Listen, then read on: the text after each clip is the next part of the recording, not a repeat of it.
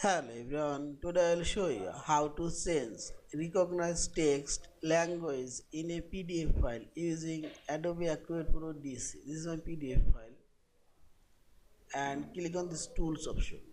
Now here you will find this ISCAR and OCR option. Click here.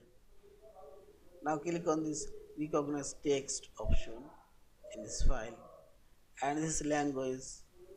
Now change your language. You can add French, German and so on. I'll choose English UK and click on the setting option. You can sense this output,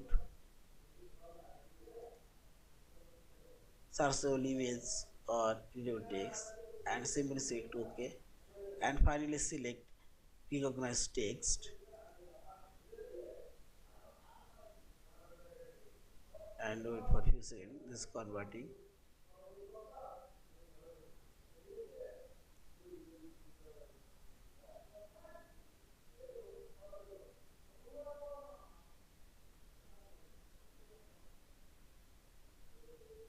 And see this. Our text recognition now completed and finally select this file option, save or save as a PDF file. Thank you for watching. Please subscribe, like, share and comments.